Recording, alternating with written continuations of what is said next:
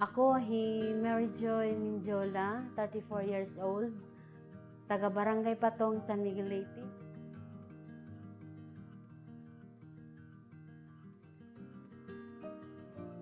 Ako nakarawat nga financial is 15,000.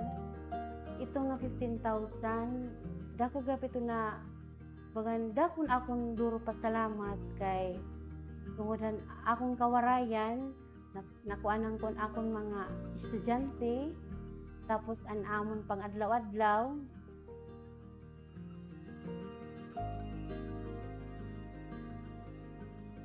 Nagtika nga ko ito nga hog racing.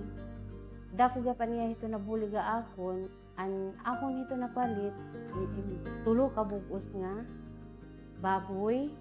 Tapos, siyempre, pag tubo-tubuhan baboy, gimbaligya ko liwat itiya, sir, kahuman, another, pumalit liwat ako iba nga baboy.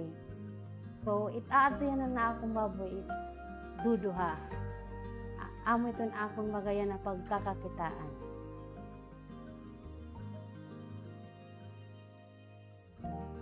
Dako po nga bulig, sir, kay ano. Bisan sugad ha akon, sir, nga kuan.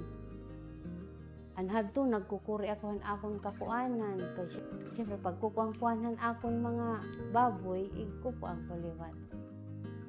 Babaligya. Damo-damo po nga salamat kong FM Martin Romualdez nga